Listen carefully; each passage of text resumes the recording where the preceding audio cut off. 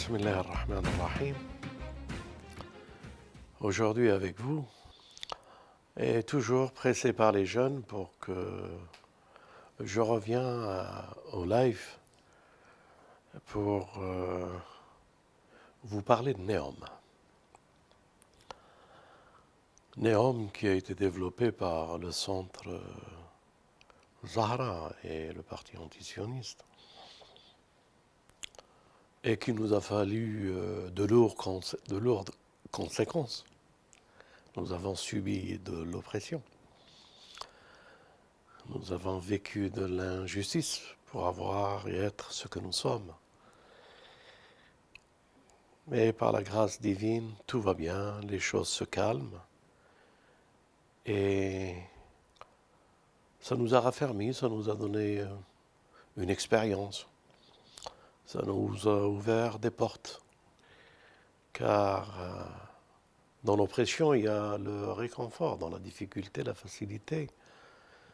Et les réconforts que nous, ici, notre famille, celle qui a fait le centre Zahra et le parti, c'est vrai, ils ont perdu des moyens d'expression administratifs, officiels, associations, dans le cadre des associations. Mais la liberté d'expression, nous l'avons et nous continuerons à l'avoir jusqu'à ce que Dieu décidera autrement. Alors je voulais dire tout à l'heure, dans l'oppression, nous avons une récompense. Et cette récompense, c'est les merveilles et les délices de la révélation. Le réconfort. Nous avons une histoire qui ressemble beaucoup à l'histoire des gens de la caverne.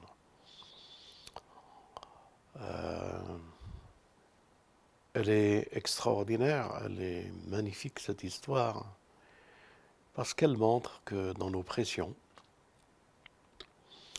un groupe qu'on appelle les 7 dormants pour les chrétiens et les juifs, et que nous appelons les gens de la caverne, un groupe de personnes fuyant l'idolâtrie, l'oppression d'avoir d'autres dieux que le Dieu unique, ne pas lui associer qu'il a des enfants, ou qu'il existe, ou qu'il aura, ou qu'il a, qu'il est associé à côté d'autres pouvoirs. Donc ces gens n'ont pas voulu associer d'autres pouvoirs au pouvoir de Dieu, et ils sont partis à la quête.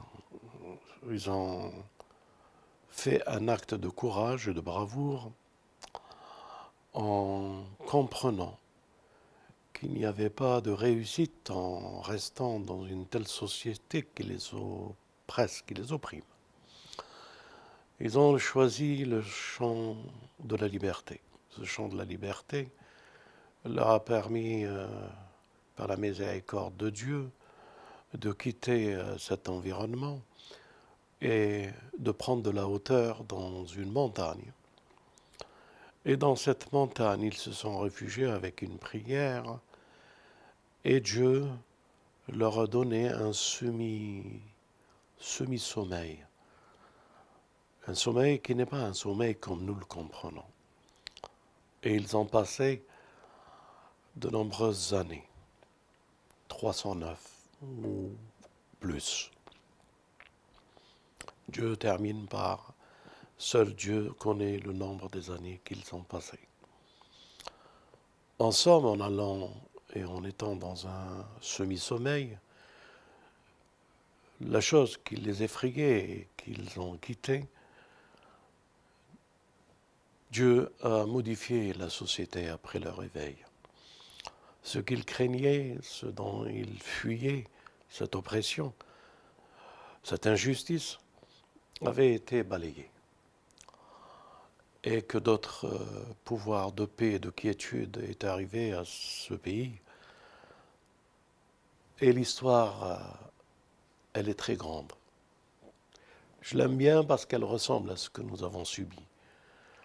Et nous nous sommes dit, pouvons-nous dormir plusieurs années en agissant? J'ai bien dit, semi-sommeil dans l'action. C'est ce que nous faisons. Nous restons ce que nous sommes. Nous avons de l'amour énormément pour notre prochain, pour tous nos frères et sœurs, quelle qu'elle soit leur ethnique, leur religion, ou leur mode de vie, ou leur façon d'appréhender le code de la vie pour eux et pour leurs enfants. On ne nous empêchera pas de les aimer et de continuer à partager avec eux ce message d'amour, de science, de conscience et de grandeur. Ceci dit, bien dit, répété, j'ouvre maintenant le sujet qui effraie jusqu'à aujourd'hui. Le monde des arrogants, des oppresseurs, et la finalité qu'il y a dans ces actes de vouloir bâtir un monde anéant, une société basée sur l'intelligence artificielle et sur les robots. Les robots, on en parle dans le Coran. On en parle lorsque Salomon a vu une créature sans âme ni esprit sur son trône. Et c'est de là qu'il a demandé et qu'il a fait la prière de lui donner un royaume que personne d'autre n'aura. Par la grandeur du temps et la conjugation, conjuguer la science et la compression du temps, il a pu voir le monde eschatologique et il n'y a aucun doute de ce que l'homme et l'humanité va pouvoir imposer. Alors sa prière, elle est compréhensive. Il existe le même terme qui parle du corps, mais ce n'est pas le corps, jasad.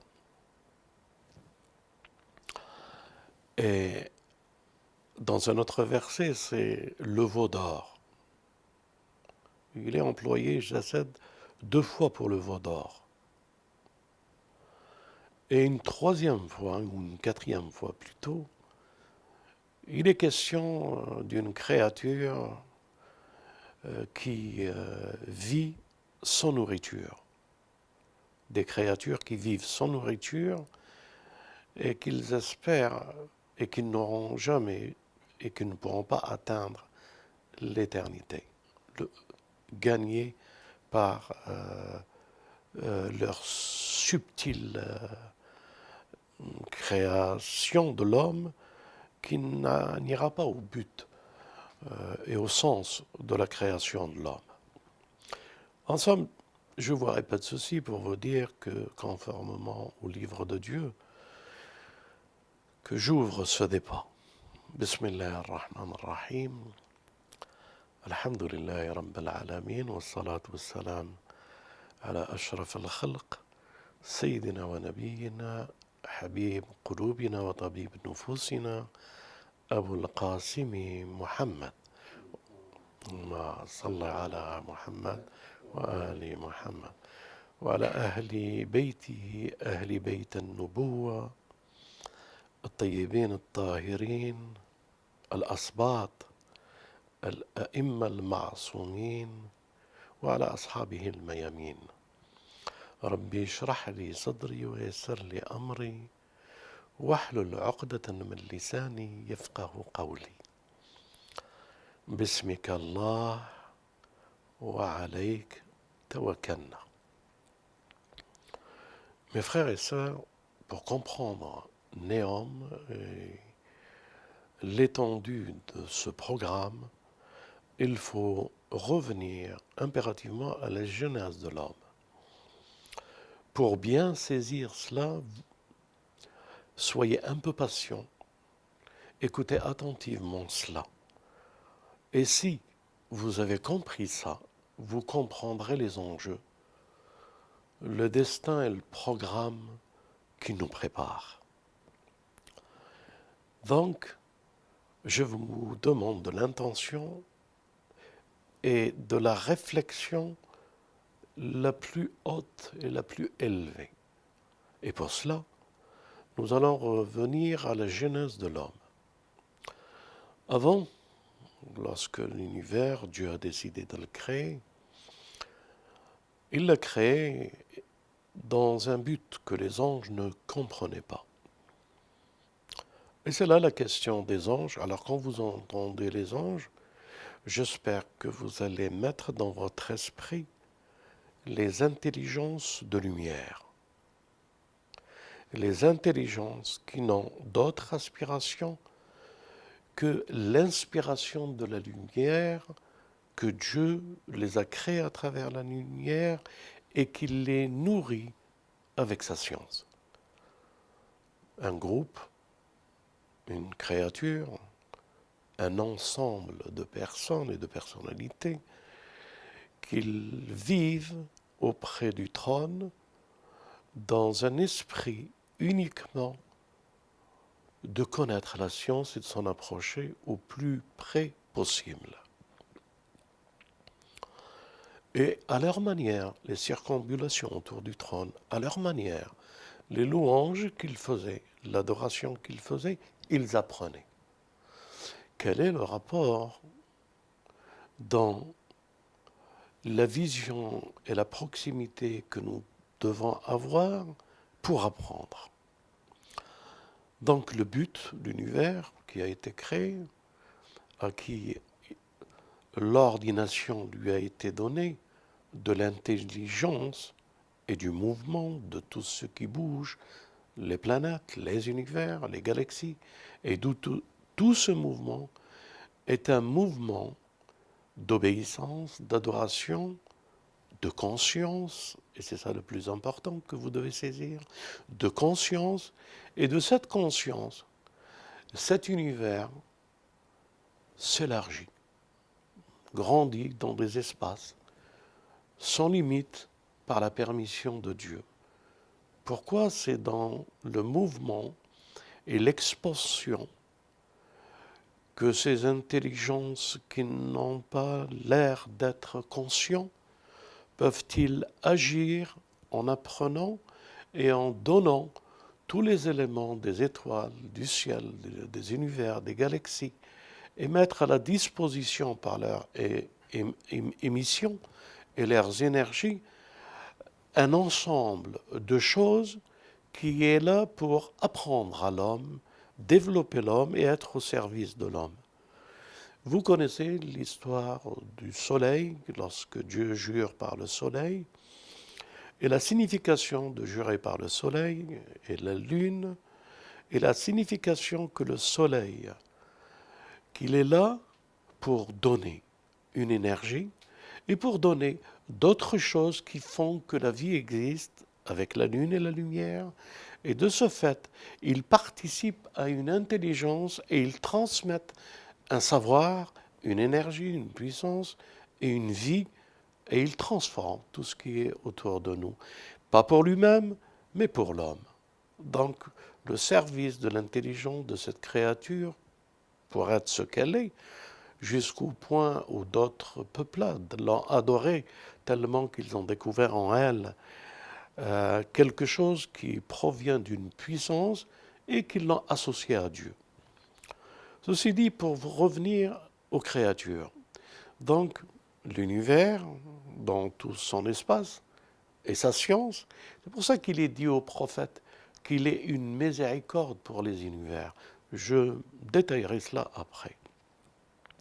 En somme, ces intelligences s'épanouissaient et ils vivaient auprès de Dieu. Et Dieu a décidé, dans son plan, de créer une autre entité, cette entité qu'on appelle le gène, une intelligence qu'il se développe et que son moyen de propulsion et d'apprendre et sa nourriture, c'est le feu et l'énergie.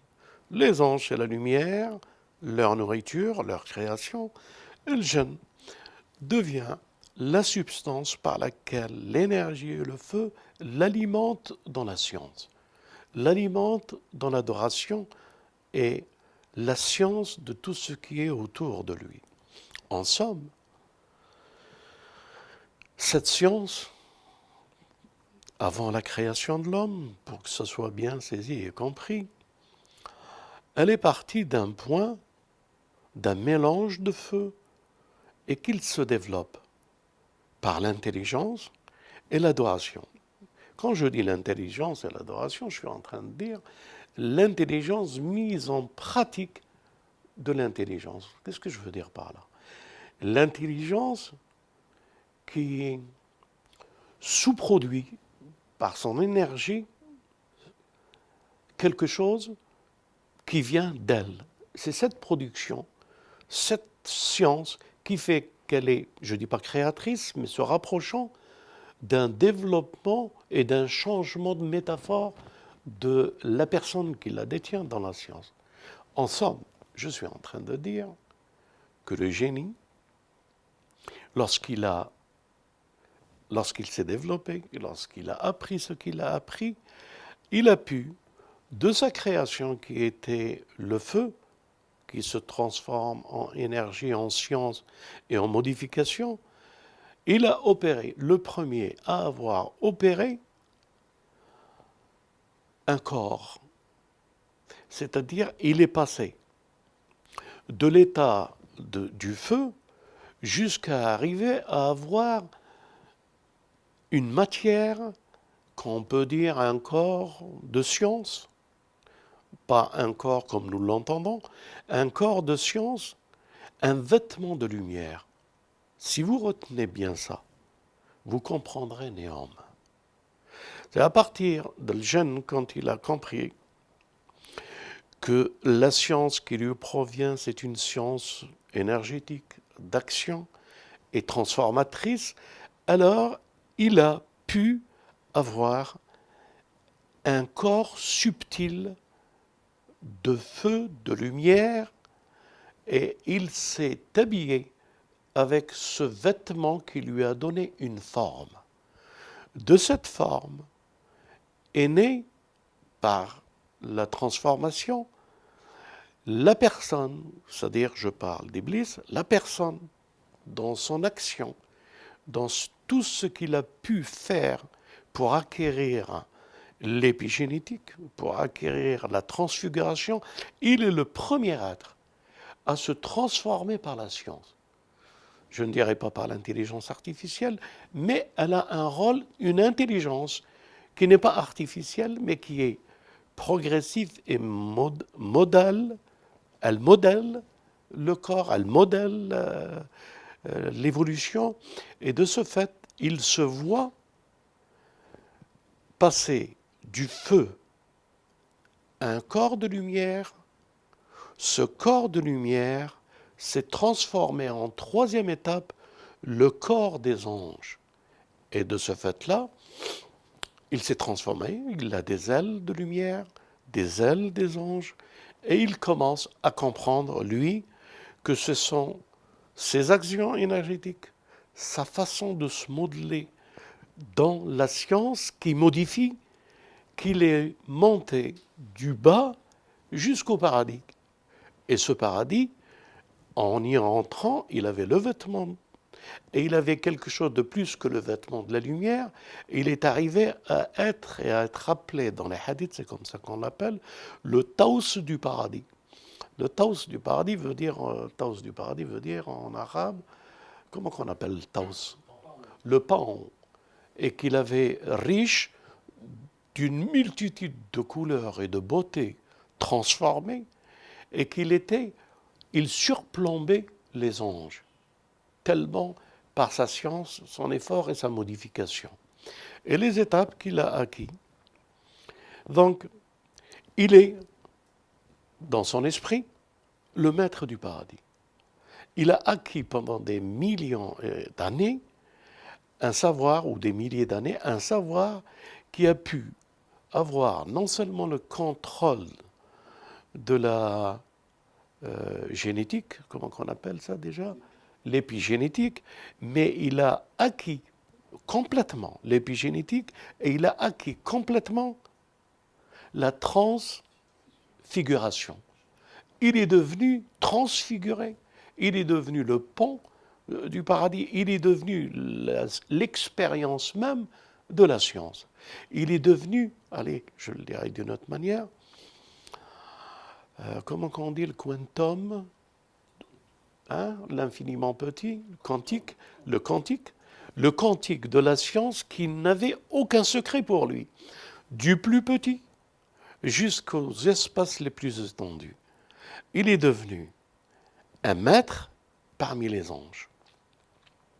Et là, avec des milliers d'années acquis et un temps indéterminé, il voit que Dieu a décidé de créer une créature de terre, c'est-à-dire d'infimes particules de terre rassemblées avec une conscience qui se construit avec l'aide de Dieu. Donc la formation de l'homme qui se fait par la terre, sur la terre, et bien entendu, cette créature-là, puisqu'elle est terrestre, elle ne peut acquérir la science que par la substance de la terre, que par quelque chose de petit. Donc, l'homme créé de terre, ça veut dire sa nourriture, c'est la terre. Ça veut dire que la science et les signes ne peuvent produire pour son éducation que de la terre.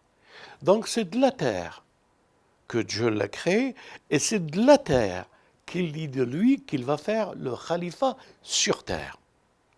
Qu'est-ce que ça veut dire pour Iblis? D'abord, qu'est-ce que ça veut dire pour la première intelligence, les anges? Lorsqu'ils ont vu que Dieu a créé, qu'il va créer un homme, ils se sont dit, mais pourquoi créeras-tu sur elle un homme qui commettra des désordres, répandra le sang, alors que nous sommes là pour apprendre, pour te louer. Nous sommes là, si c'est pour ça. Et Dieu leur dit, et il rentre dans un dialogue avec eux en leur disant, je sais ce que vous ne savez pas. Et les anges répondent, louange à toi, nous n'avons de science que de toi, tu es le savant, etc. Vous revenez sur ces versets et vous verrez l'étendue de ce dialogue entre Dieu et les anges. Bien entendu, il paraît, lorsque vous avez cette lecture, qu'il semble que vous avez compris. Je peux vous assurer que ce que vous avez compris n'est que le minimum enfantin de quelqu'un qui récite ou qui lit pour essayer de comprendre. Vous n'avez pas compris l'essence profonde de ce dialogue entre les anges et Dieu. Ce dialogue entre les anges et Dieu, c'est un dialogue d'intelligence. Lorsqu'une interrogation fut posée par les anges, c'est parce qu'ils voulaient apprendre. Donc, ce dialogue de science que Dieu est en train d'écouter des anges, il fallait qu'il leur réponde par la science. Alors, écoutez ce qu'il leur a dit et ce qu'il a fait. Et il apprit à Adam les noms. Et il dit à Adam, et quand Dieu dit « et il apprit à Adam les noms », tous les noms par lesquels un nom devient une action, la raison d'être. Un nom comporte en lui son action, ce qu'il est. Il est à travers un nom. Et ce nom, c'est l'action de ce qu'il est. Alors, il lui a appris toutes les actions des noms. Et il lui a appris tous les noms des anges, tous les noms de l'univers, tous les noms de la science et de la connaissance. Et c'est là le problème pour Iblis. Quelqu'un qui n'a rien fait, qui vient d'être créé, qu'il est au paradis, que lui, il a fallu des années de combat, de science et de force pour qu'il puisse arriver à cet endroit. Et là, on lui présente quelqu'un qui a tous les noms, toute la science, et que Dieu dit de lui, récite-leur les noms, et que les anges, quand ils ont entendu les noms, et c'est là qu'ils ont été bouleversés, mais qu'ils ont compris un petit peu le but de la science, comment qu'elle est et comment que Dieu la donne. Iblis, lui, quand il a compris qu'il y a un souci à se faire, que lui, il a fallu des métaphores et des métaphores pour pouvoir monter là-haut. L'épigénétique, la transfiguration, le modèle du feu qui se transforme en lumière, de cette lumière qui se transforme, feu matériel, qui se transforme par un vêtement de lumière, ce corps qui habite, qui prend le vêtement de lumière et qu'il se transforme par la transfiguration et qui prend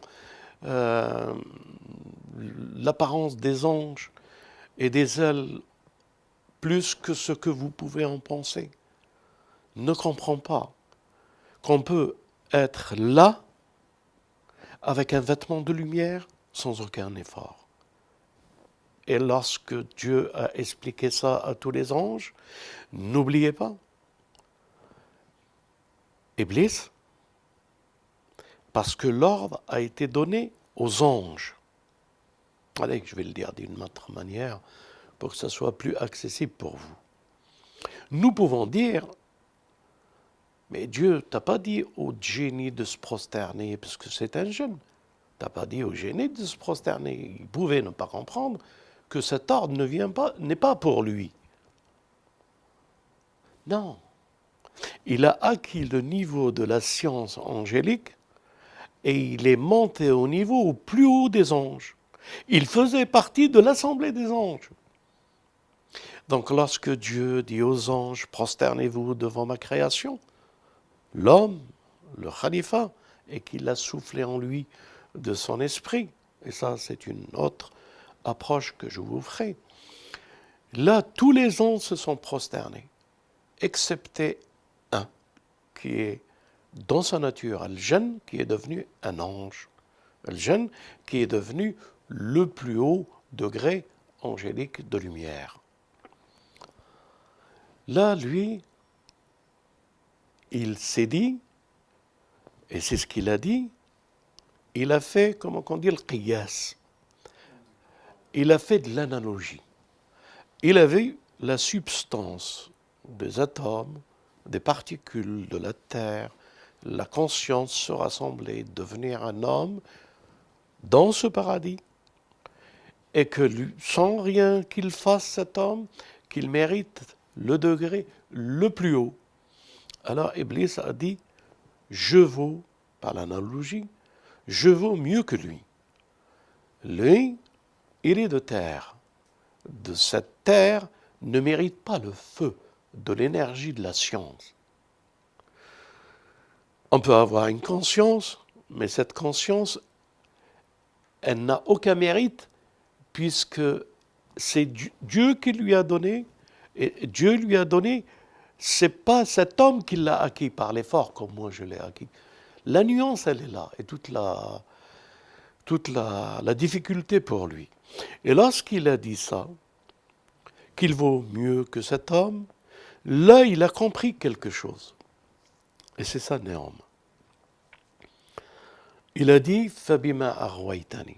Quand on dit parce que tu m'as séduit, Fabima arwaitani, cela veut dire tout simplement par la science que j'ai acquis, la science que je t'ai adorée avec, de la science de la transformation et de la grandeur, la science qui m'a fait rapprocher des anges et qui m'a donné une position haute, la science par laquelle j'ai cru que c'est par l'acquis que j'ai eu, que je suis, moi, je dis bien moi, c'est comme ça qu'il l'interprète, que je me suis trompé.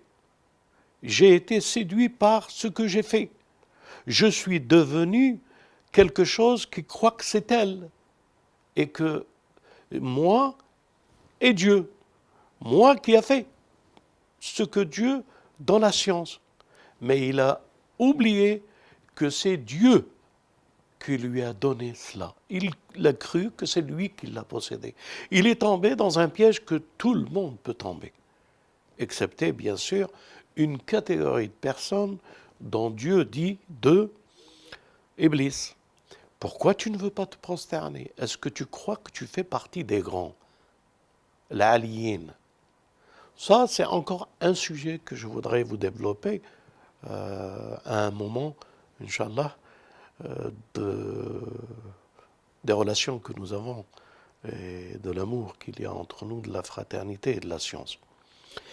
Ensemble, lorsqu'Iblis a compris que l'intelligence, c'était une chose qu'on pouvait construire, l'intelligence, que c'était une chose qu'on pouvait acquérir, l'intelligence est séparée de Dieu, est un pouvoir d'action, est un pouvoir de transformation, est un pouvoir d'épigénétique, de transfiguration, est un pouvoir de réussite. Alors, il a cru, comme ceux qui construisent Néom, ils croient, comme tous les rois et les arrogants de l'Occident pensent, que c'est par acquis de leur intelligence, mais je développerai ça mieux. Alors là, quand il a compris qu'il a été séduit par ses actions et par sa grandeur acquise, il a dit, il a demandé à Dieu un délai. Et c'est ce délai-là qui est le commencement de la Genèse, avant que l'homme ne descende. Ce délai-là, ce défi commence là. Et ce défi perdure dans la création et la créature jusqu'au temps eschatologique, c'est-à-dire jusqu'à Néom. Et pourquoi jusqu'à Néom? Eh bien parce que Iblis,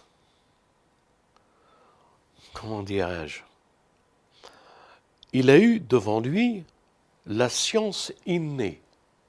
Je vais le dire d'une autre manière. Dieu, lorsqu'il a pris les noms à Adam, il n'a pas pris un tableau et il a écrit les noms. Et Adam y répète pour qu'il apprenne.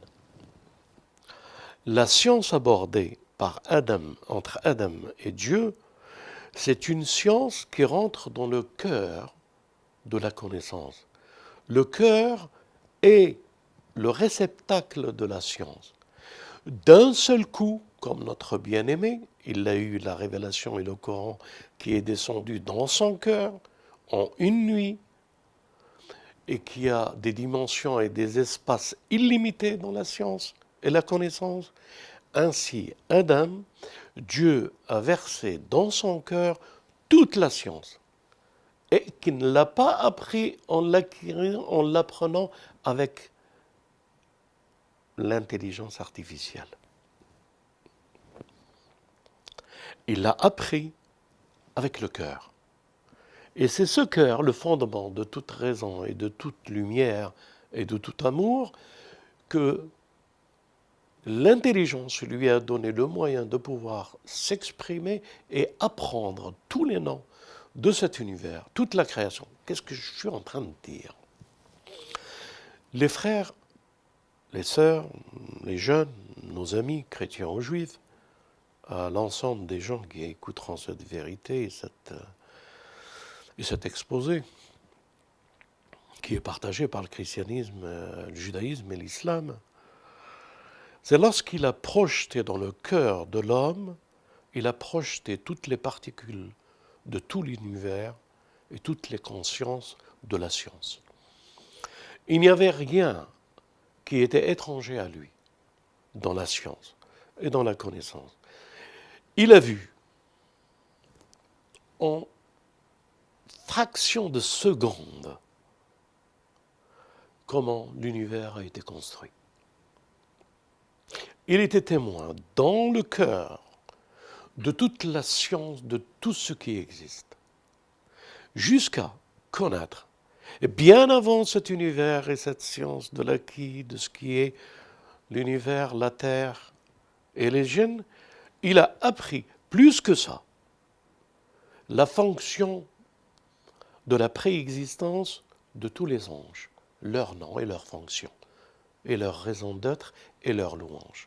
Et lorsqu'il les a récités aux anges, bien entendu, ils sont tombés prosternés et ils ont compris qu'il y a une histoire de la science à la Genèse, et de cette histoire perdurera l'univers, la création, l'homme, les civilisations, les acquis, et le pouvoir de Gog et de Magog à la fin des temps, et l'intelligence artificielle, et le quantum, l'ordinateur quantique.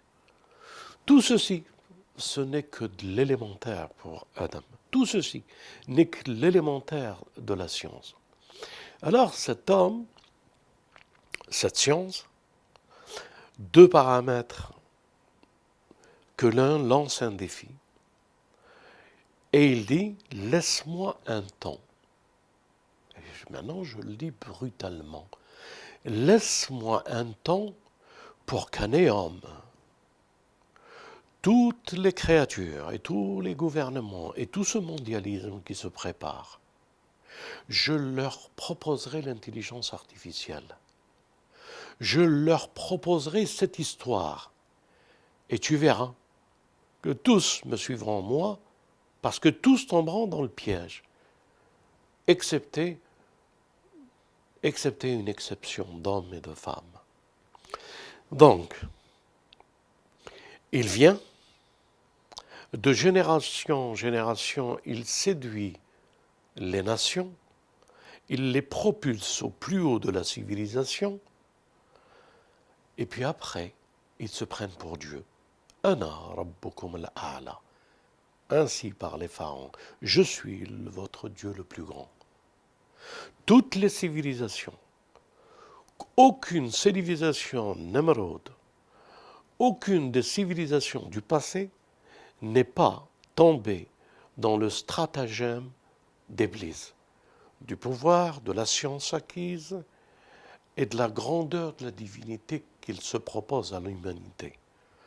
Tous sans exception, mais le coup le plus fort pour eux, c'est les temps eschatologiques, le temps des résultats de toutes les nations, le temps où toute la terre ne deviendra qu'un peuple, le temps où toutes les nations seront séduites, le temps où les intelligences artificielles seront acceptées dans toutes les maisons, dans tous les foyers, le temps des 5G ou de la 6e G, le temps où pour nous préparer à tous ces algorithmes, à toutes ces intelligences qui nous montrent qu'il y a une science de la connaissance. C'est pour ça qu'il y a une science dans l'intelligence artificielle pour l'identification des personnes, pour les connaître. Il veut qu'à la fin des temps, lui aussi puisse dire « toi tu t'appelles, toi ta fonction, toi tu as été, toi tu fais, toi tu seras ».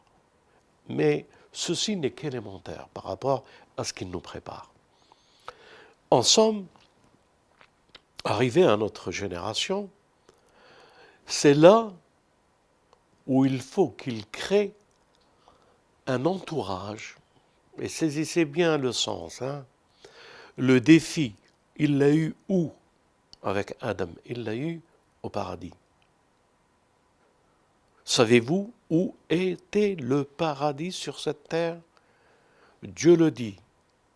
والتين والزيتون أعوذ بالله من الشيطان الرجيم بسم الله الرحمن الرحيم والتين والزيتون. Et quelle parabole il y a entre le multiple et l'unique, التين والزيتون, et que Dieu jure par là. وهذا البلد الأمين. هذا البلد الأمين لقد خلقنا الإنسان في أحسن التقويم. هذا البلد الأمين, sur les hauteurs des montagnes, C'est là la hauteur.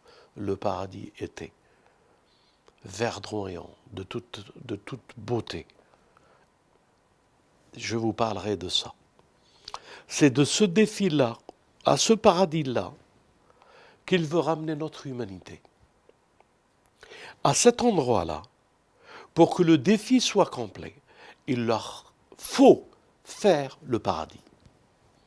Ce paradis s'appelle Néom.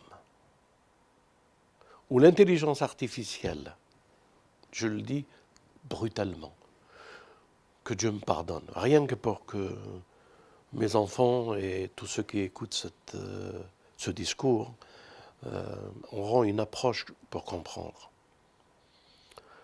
L'intelligence artificielle, les robots.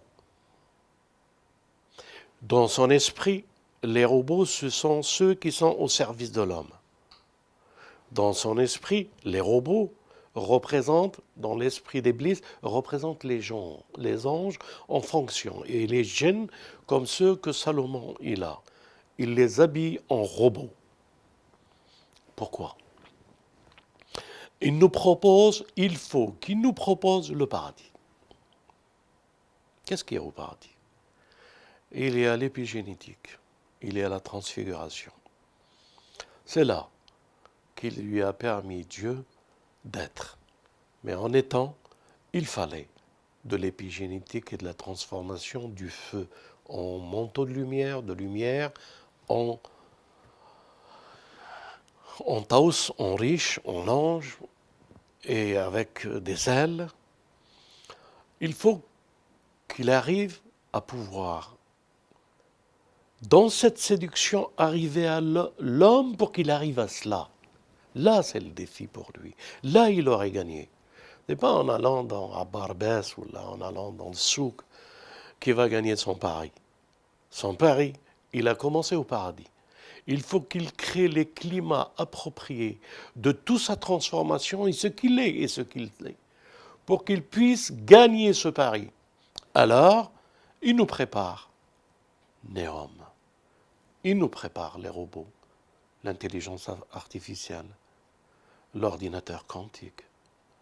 Il nous prépare l'épigénétique, l'alimentation du paradis, les énergies sans pétrole, les énergies dans, comment on dit ça, dans la récupération de l'énergie, dans la transformation de l'énergie, dans l'observation de l'énergie.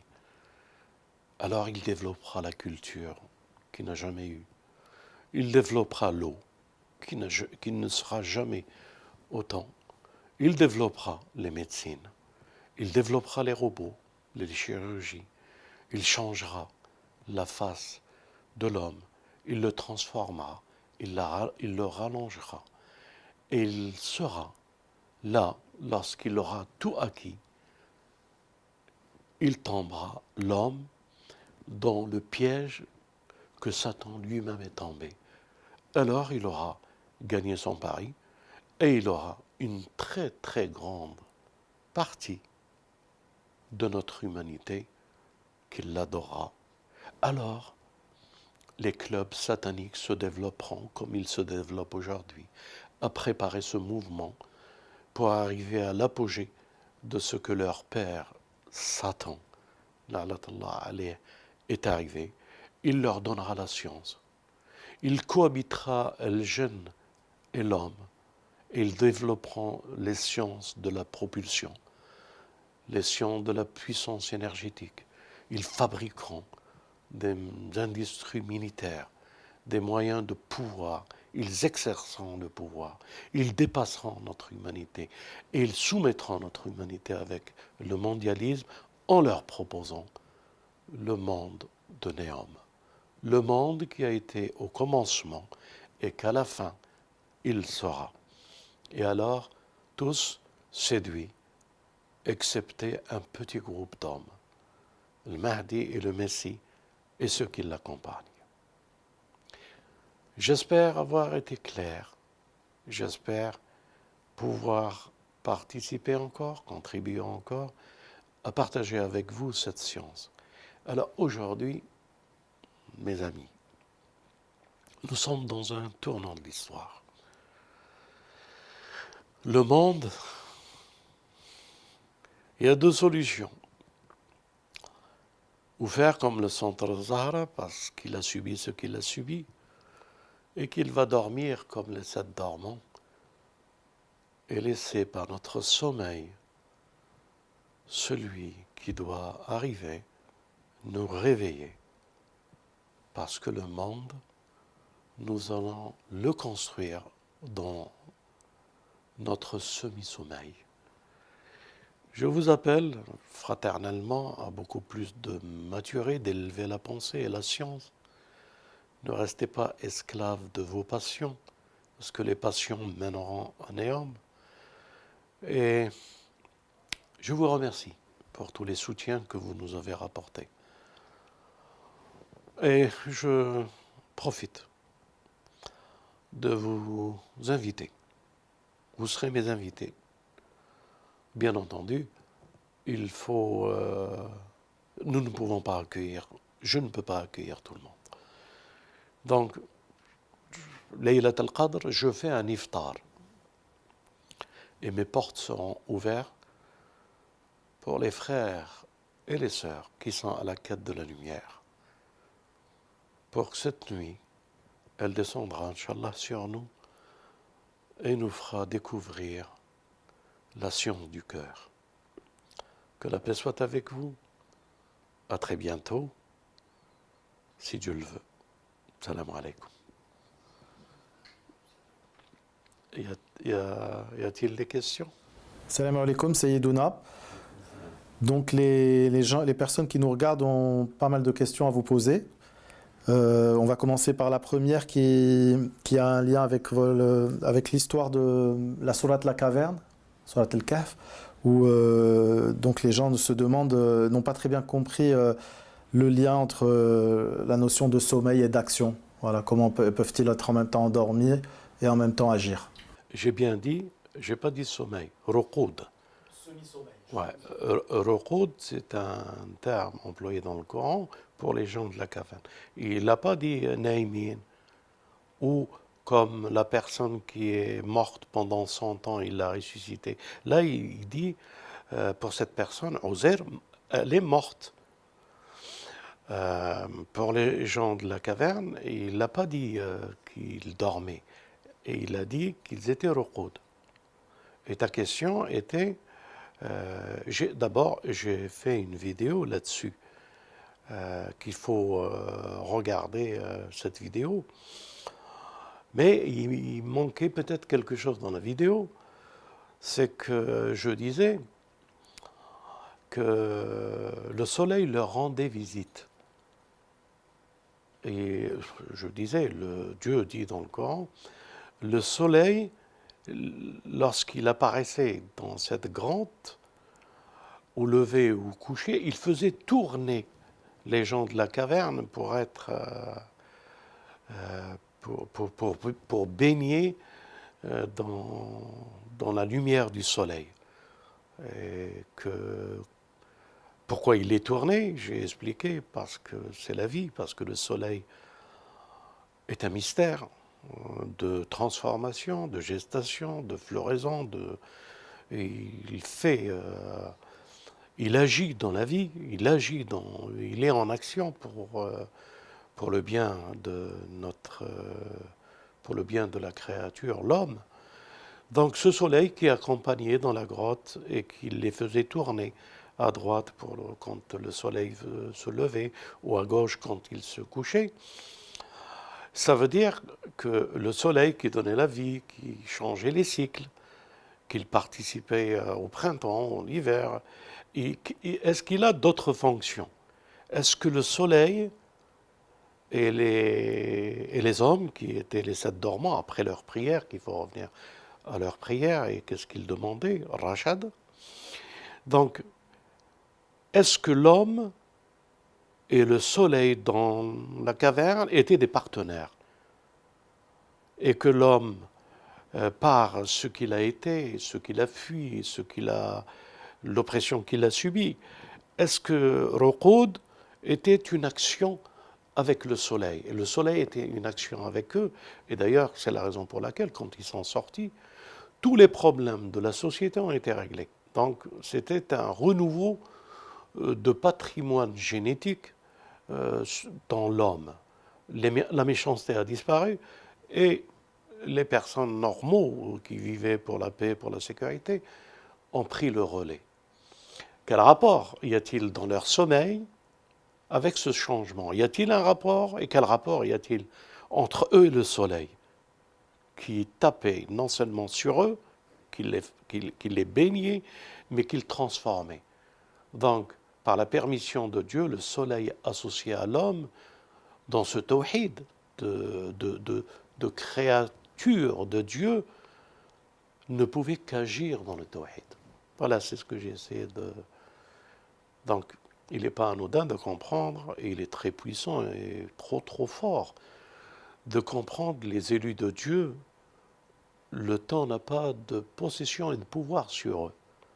Tel que Dieu dit, par exemple, pour les martyrs, ils ne sont pas morts, ils sont vivants. Et ils reçoivent leur subsistance de Dieu. Donc, aux gens qui lisent comme ça, sans comprendre l'essence et qui ne s'arrêtent pas devant la stupeur, c'est que ces gens qui sont martyrs sont en action de changement. Leur combat est dans le martyre qui continue. Et ils ne s'arrêtent pas, ils ne sont pas morts. Leur vie ne s'arrête pas là. Ils sont en action. Bien sûr, le mystère et la discussion qu'on aura un jour, comment pouvons-nous être dans le sommeil d'avoir fui et d'avoir fait les prières, d'avoir fui une société qui opprime et d'avoir fait une prière et d'avoir un cœur scellé entre nous? Est-ce que ce sont les ingrédients et la prière qui fait que nous sommes en action? C'est une discussion que je développerai, Inch'Allah. C'est une très belle discussion. Donc je dis, quand il y a trop d'oppression, n'oubliez pas les gens de la caverne. En tous les cas, nous le ressentons et on attend patiemment des modifications. Merci pour ce complément d'information donc sur la sourate La Caverne. Et donc, nous rappelons aux internautes de se référer à la vidéo que vous avez faite. J'ai fait une vidéo. Voilà, il y aura beaucoup plus de développement dans cette vidéo. Donc, on revient au sujet du projet NEOM maintenant, oui, avec une question qui revient souvent aussi. C'est, les gens se demandent comment vont-ils faire pour se prémunir contre ce projet, pour ne pas tomber eux aussi dans le piège dans lequel est tombé Iblis, c'est-à-dire ne pas être séduit par cette nouvelle civilisation. Voilà, comment se prémunir contre ça?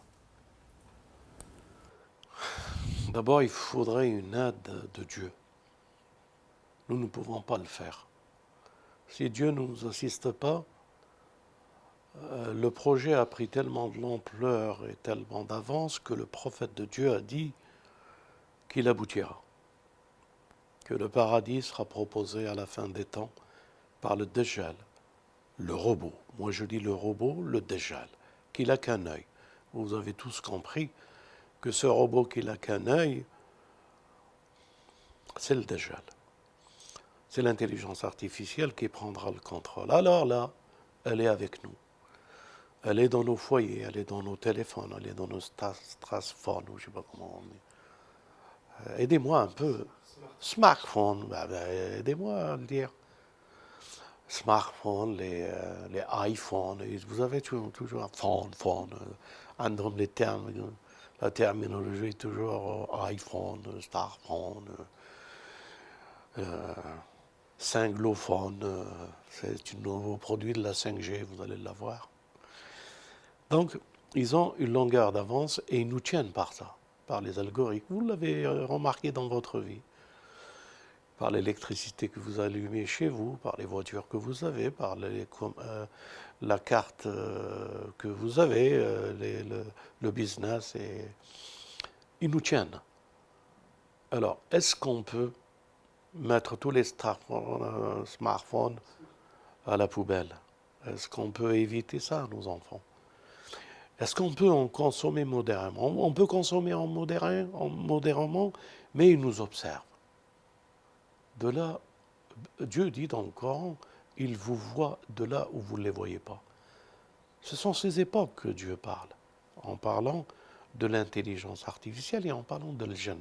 La correspondance, elle est là. En somme, si je dois dire quelque chose gravement, c'est foutu. Vous ne pouvez pas vous échapper, à condition d'avoir une armure. Cette armure, vous savez très très bien qu'il y a des armures où les ondes ne traversent pas. Vous le savez, ce n'est pas quelque chose que je vous apprends. Cette armure qui, les ondes de Gog et Magog ne peuvent pas traverser, il faut que Dhul Qarnayn soit avec nous. Il faut que nous l'appelons. Mais il faut avoir la foi que Dhul Qarnayn est le Rédempteur et c'est celui qui nous apprend le verbe de la dialectique de la parole comme armure. Une élite l'aura. Et cette élite qui l'aura, elle sera prémunie. Et il y aura très peu d'hommes, très peu de femmes. Comment on peut y accéder? Comment pourrions-nous y accéder? Il existe des remèdes, c'est sûr. En toute chose, il y a la dot et l'antidote. La dot, c'est Néom. C'est le plan accompli d'Iblis et la séduction totale. L'antidote correspond, puisque nous parlons de temps, le mystère du temps, qui est la solution pour ça, le mystère du temps. Qu'est-ce que je veux dire par là? Je veux dire par là que les histoires que Dieu, les qasas qu'il nous propose avec un temps, sont la solution, mais est-ce que nous pouvons les comprendre? Est-ce que nous pouvons comprendre Khidr qui maîtrise le temps du futur et qu'il règle les problèmes du futur? Est-ce que nous pouvons comprendre cette science innée que Dieu a fait descendre dans le cœur de notre père Adam et qui par elle, il a appris tous les particules et tous les noms de toutes choses, toutes les causes et causalités de la création, comme il l'a appris à Dhul Qarnayn. Avons-nous une possibilité de pouvoir nous prémunir? Oui, si vous êtes des hommes et des femmes que Dieu aime et qu'il choisit pour lui dans ce qu'il voudrait intime dans la révélation pour lui. Alors, il existe deux récits. Je l'ai dit, je le répète, pour que ce soit vraiment bien clair. Pour ceux qui connaissent le Coran ou pour ceux qui ne connaissent pas, ils peuvent s'en acheter un et regarder l'histoire de Uzair et d'Ibrahim. Uzair se questionnant ouvertement à Dieu en demandant comment il peut ressusciter cette ville après tant de siècles qu'elle est disparue. Dieu l'a fait mourir et il l'a ressuscité pour qu'il lui fait découvrir la science du temps. Il a eu 3 visions. La première, l'âne, poussière qui devient os, chair et qu'il se lève, qu'il revient à la vie. La nourriture qui ne s'est pas altérée, telle qu'il l'a laissée le soir, elle était encore là, présente et sans être altérée. Le lait et ce qu'il avait comme subsistance. Et lui qui ressuscite 100 ans après, c'est-à-dire qu'il a traversé un temps. Ce qui est beau dans cette histoire, c'est comme l'histoire des gens de la caverne. C'est que quand il revient chez lui, qu'il a fui pour une raison, parce qu'il y avait un despote, une dictature, des arrogants qui maltraitaient les enfants d'Israël et qui brûlaient les saintes écritures, lui a pris la Torah et il l'a caché, il a creusé un trou dans son jardin, il l'a caché et il s'est sauvé. Toujours la même chose. Les gens de la caverne, l'oppression, ils se sauvent, ils rentrent dans une grotte, lui, il part tout en étant en dévotion et en interrogation devant Dieu et Dieu lui répond. Quand il revient chez lui, le temps est transformé. Les gens ne sont plus les mêmes. La Torah est libre. Les Banu Israël adorent Dieu sans lui associer d'autres divinités. Et pour prouver qu'il était Ozer, il a dû leur montrer où était caché le livre béni qu'il a protégé. Ce sont des histoires et des récits pour nous faire comprendre que les livres parlent et les livres sont un secret. Et le plus, c'est quand cette histoire se termine, ce verset se termine, il nous prend tout de suite collé avec ce verset l'histoire d'Abraham. Comment Dieu peut ressusciter, revivifier des oiseaux, ou revivifier, redonner la vie. Et il lui dit, va chercher des oiseaux couplés, mets un à l'est, un à l'ouest, un au sud et un au nord, et appelle-les avec ta parole. Ils viendront vivants à toi. Tout de suite après ce verset, il y a 14 versets. C'est la clé pour Néom. Pour ceux qui cherchent à comprendre et à solutionner le futur du présent et le transformer. Tous ces versets qui viennent après, c'est comment consacrer son temps, sa richesse aux autres. Comment diminuer son temps du moi pour le mettre chez les autres, au service des autres. Et c'est en donnant ce temps au service des autres que nous transformons le temps, que nous rentrons dans un temps, que nous nous développons dans un autre univers du temps de l'esprit, du temps de la spiritualité, du temps de la sécurité, du temps de la protection contre les arrogants. Comme les gens de la caverne, les 7 dormants, je dis 7 parce que les chrétiens le disent, et comme Ozer et comme Ibrahim. Le secret se trouve dans le temps. Comment? Dans le temps eschatologique, puisqu'il est question du temps. Pourrions-nous transformer notre temps et le maîtriser et l'offrir? Être le soleil qui éclaire tout le temps, mais pas un instant pour lui-même. C'est dans sa nature d'éclairer et donner de la lumière, comme la lune qui le suit de près. Elle n'est pas là pour elle pour recevoir de la lumière, mais elle est là pour donner de la lumière.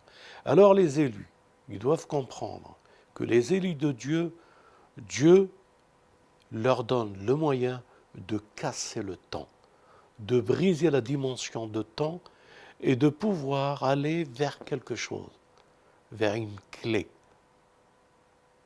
Et en comprenant cela, vous allez découvrir qu'il existe un monde qui n'est pas comme eux, ils essayent de nous l'imposer.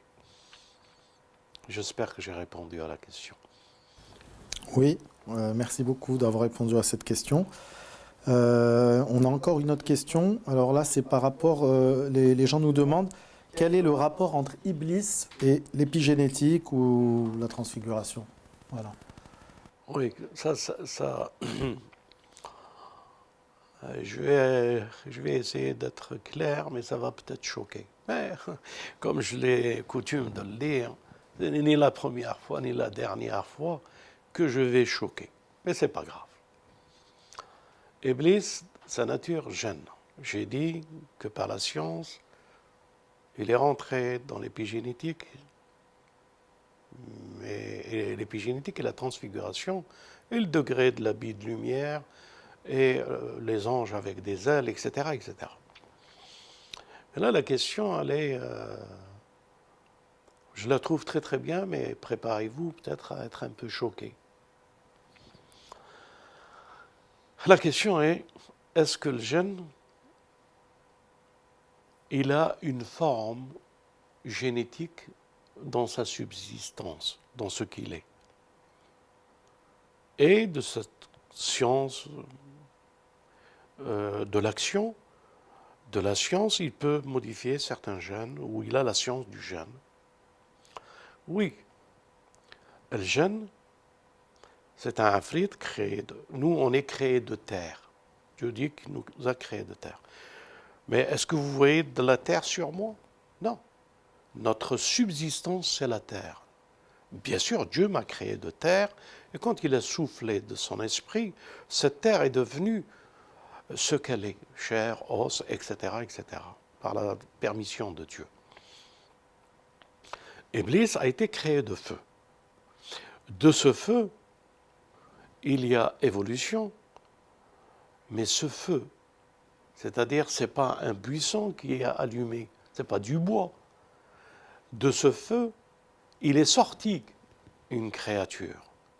De ce feu est sortie une créature qui a un corps, mais un corps qui n'est pas dans la dimension de la visibilité de nos yeux. D'abord, il est trop rapide. Une chose qui passe à une vitesse pas aussi vite que la lumière ne peut pas être perçue, mais c'est un corps qui apparaît et qui disparaît par la vitesse, et c'est ce que nous voyons par ces pseudo, soi-disant soucoupes volantes, alors que ce n'est que le genou. Hein. Mais je vais aller encore plus en ce qui le concerne, qu'est-ce qu'il a découvert et qu'est-ce qu'il a modifié et pourquoi il a cette science. Parce que le jeune, ce n'est pas un homme, mais il a un corps, d'une subsistance, différente. Allez, je vais le dire pour ne pas choquer trop les gens qui m'écoutent. Il a un corps, il fait nikah, l'acte sexuel. Et il a des enfants. S'il fait l'acte sexuel et qu'il a des enfants, il a un corps qui est différent du nôtre et une épi. Il a du gène, il a du génétique.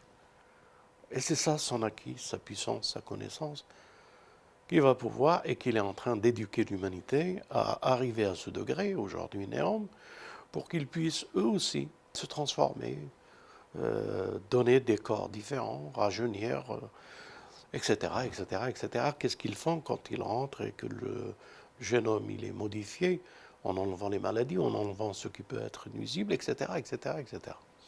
La longévité, c'est une chose qu'ils vont arriver les yeux fermés, hein, parce que c'est une science. Le prophète a été encore plus loin. Il a dit, ils tueront et ils ressusciteront. Moi, je ne peux pas dire plus que le prophète. C'est plus que la génétique. C'est plus que la transfiguration. Il est arrivé à un point où il pouvait mériter aller monter plus haut dans la proximité et discuter et parler et avoir un raisonnement devant Dieu. Est-ce que vous vous rendez compte? C'est ça, ce que je pouvais dire dans l'épigénétique et le gène. Gène, le génome vient de lui. Merci beaucoup. Alors encore une question, alors là ça concerne le thème de Beled el-Amin que vous avez abordé assez rapidement. Est-ce que vous pourriez développer ou approfondir un petit peu? Je l'ai dit, mais je vais le dire beaucoup plus rapidement. Parce que je pense que c'est lié avec les versets du Coran pour entrer dans l'élection.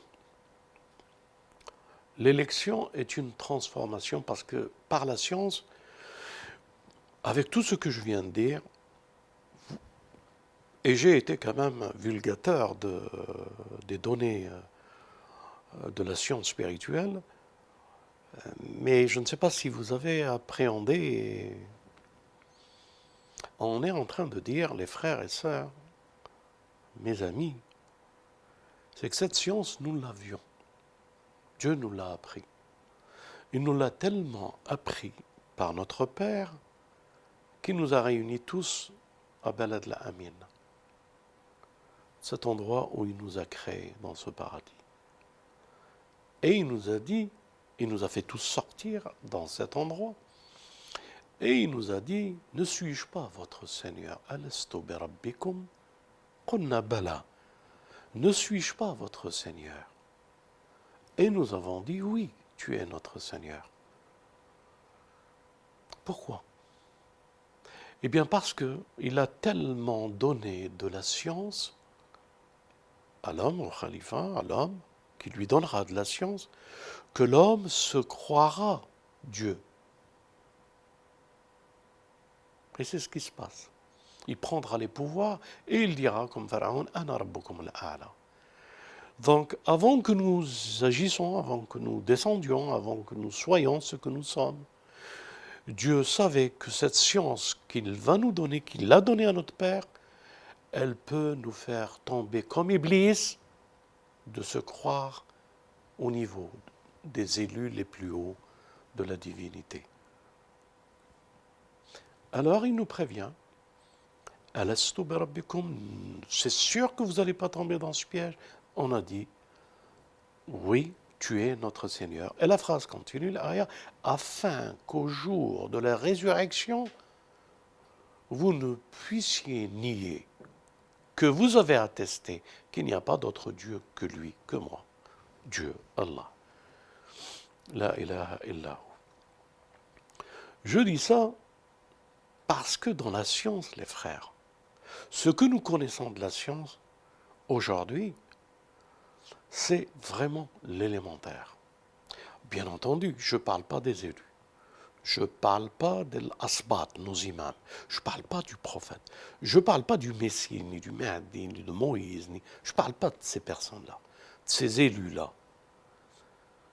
Je parle de quelque chose qui nous touche tous et dont nous pouvons l'acquérir. C'est quoi? Qu'est-ce que c'est que la science qui permet de comprendre Balad al-Amin? Et quelle est cette science qui nous permet de s'approcher de Balad al-Amin? Quelle est cette science? Alors au commencement, avec les enfants d'Israël, ils ont fui la dictature, le despote, le pharaon, avec une promesse d'une terre promise. Et il les a amenés à Balad al-Amin, à la rencontre de Dieu. Il les a amenés dans cet endroit-là. Et dans cet endroit-là, au Sinaï, ils ont fait un veau d'or et de dire que c'est lui notre Dieu. Tous les enfants d'Israël, excepté Haroun. Quand Moïse a vu ça, il a compris que la science de Balad al-Amin, de la terre promise, ils ne peuvent pas l'avoir. Je dis bien la science. Je n'ai pas dit la terre. La terre, ils étaient. Balad al-Amin, ils ne peuvent pas l'acquérir parce que c'est une science. Une science qui se sont détournés de Dieu alors que Moïse leur apportait la science. Si ça c'est maîtrisé, si ça c'est compris, vous allez comprendre qu'il y a une relation entre Balad al-Amin, la terre promise, et la science. Et parce qu'il y a cela qu'Iblis veut faire néant dans Balad al-Amin, elle a quelque chose d'important. Donc, à la question, pourrons-nous comprendre ce que c'est que Balad al-Amin? Balad al-Amin est un pouvoir de science et le résultat de la science qui rend présent le commencement et la fin. Je développe ou je laisse comme ça? Si je dois développer, c'est un peu paniquant pour ceux qui vont écouter, mais si vous jugez que je dois encore continuer un petit peu, vous allez comprendre. Iblis est sorti de Balad al-Amin. L'homme a été créé dans Balad al-Amin au mont Sinaï, de la terre de Balad al-Amin.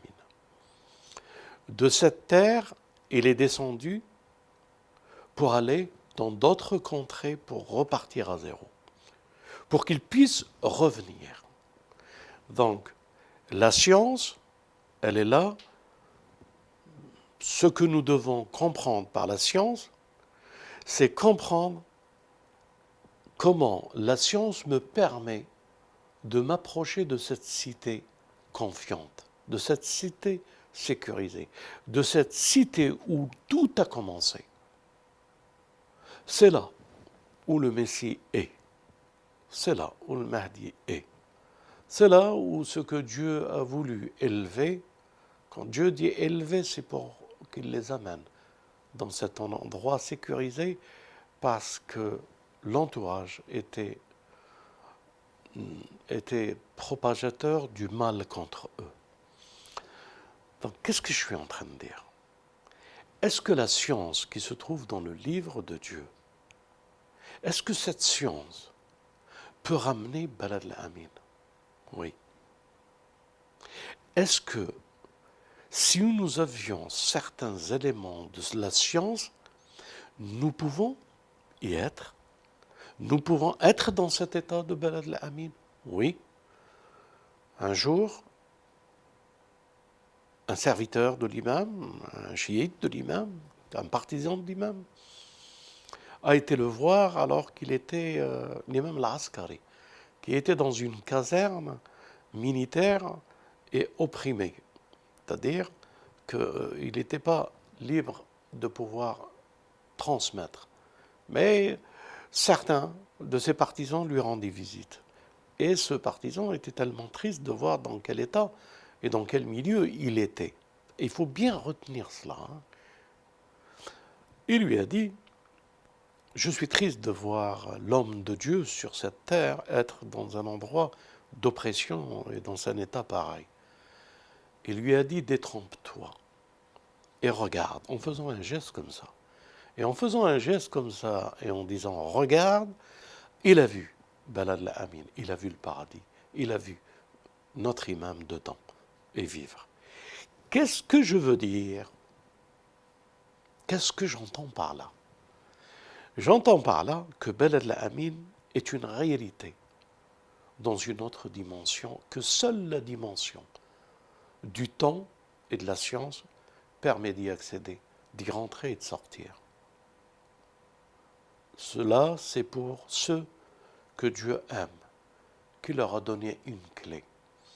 Cette clé, elle a une couleur jaune, dorée, comme la vache des Banu Israël quand ils ont entendu parler qu'elle était jaune, qu'ils ont dit, ça vient de Dieu, de ce que tu viens de dire. Pourquoi ont-ils changé à la couleur jaune? Parce que la couleur jaune ressuscite le mort et lui donne la parole. Pourquoi? Y a-t-il une science dans la couleur des jaunes? C'est pour ça que dans les temps eschatologiques, on a un récit en ce qui concerne le drapeau jaune dans la fin des temps. Mais on a un récit encore plus terrible, et je le dis aux chrétiens. Il est dit dans nos récits que le Messie apparaîtra dans un endroit avec El Mahdi, mais le Messie descendra avec 2 anges qui est tenu comme ça sur eux et qu'il descend à un endroit bien précis à Damas, il est situé. Il est même devenu un endroit où on prie. Et il avait une chemise jaune. Je n'ai pas dit un gilet jaune. Il avait une chemise jaune. Pourquoi la couleur jaune? Elle a un rapport avec le temps et la science. Allez, je ne vais pas développer cela. Mais je dis tout simplement que Balad al-Amin, c'est un endroit qu'il a été dans la montagne du mont Sinaï, et c'est un endroit qui est dans le temps et du temps que Dieu veut, et dans le temps du maître du temps. Quelle est la science qui permet? Eh bien, c'est le temps. Passez votre temps aux autres, comme le Messie l'a fait, comme notre bien-aimé nos imams et tous les prophètes. Et les anges, vous rentrerez dans ce temps et dans cette vision. Est-ce que nous pouvons y aller? Oui. Je vais même dire plus. Elle peut venir. ce balad al-amin à nous. C'est la science. Est-ce que j'ai répondu à ta question? Oui, vraiment. Et ça, ce n'est qu'une introduction. Merci beaucoup. Donc tu disais qu'il y avait... C'était la dernière question. C'était la dernière qu'on a question. choisie, ouais. D'accord. Donc je renouvelle mon appel et ma fraternité à tous ceux qui nous écoutent, tous ceux qui veulent partager avec nous. Vous avez remarqué qu'on n'a jamais demandé quoi que ce soit, ni une participation, ni quoi que ce soit. Dieu a élevé notre main et il ne l'a pas rabaissée pour que nous vous demandions quoi que ce soit. Que Dieu garde nos mains en hauteur, nos âmes et notre esprit et notre démarche. Et si vous voulez vous purifier, si vous voulez, alors il va falloir mettre la main dans la poche et participer à la construction de ce que vous êtes et de que vous serez. La sadaqat est une obligation après, Dieu le dit après chaque prière que vous faites, faites la sadaqat. Dieu a-t-il besoin de votre argent? Non. Mais vous avez besoin de sortir les sadaqat. Je tiens à remercier toutes les personnes qui ont souhaité nous envoyer de l'argent quand on était congelés, quand on était gelés. Ils avaient peur pour nous. Dieu nous a sécurisés. Mais il est possible, parce que nos jeunes n'arrêtent pas de le dire, il y a dans la science que nous allons diffuser qui ne doivent pas être diffusés pour tous. Donc ils vont créer une chaîne privée. Et dans cette chaîne privée, tous ceux qui veulent participer, ils vont participer par une charte.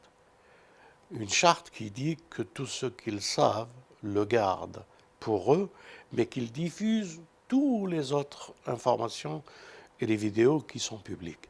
Qu'ils participent à la diffusion et qu'ils marchent sur la trace des prophètes et des hommes bénis.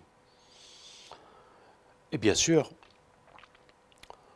nous, dans le centre Zahra, entre nous, nous participons, nous mettons de l'argent pour nous purifier, pour obéir à Dieu et nous purifier, pour que nous soyons dépendants de personne, d'aucun pays, de personne. Donc si un jour, peut-être, ça m'étonnerait, mais je l'espère pour vous. Parce qu'il y a un verset de Dieu qui dit aux prophètes, prends de leur argent pour les purifier et leur faire, écoutez bien ce verset, et fais descendre sur eux sakan. C'est quoi sakan?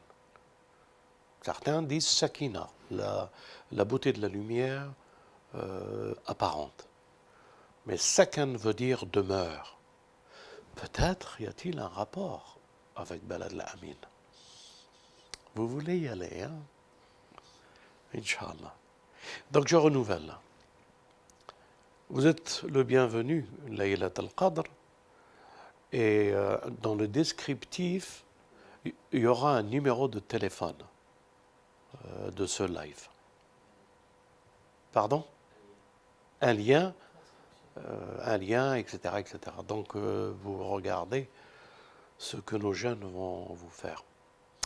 Est-ce que j'ai oublié quelque chose? Donc, bon mois béni, harira pas trop, shorba pas trop, mais allez, bon appétit, pas trop de dessert maintenant la nuit, mais allez manger des desserts. Salam alaikum wa rahmatullah wa barakatuh. Ma salli ala Muhammad wa ali Muhammad.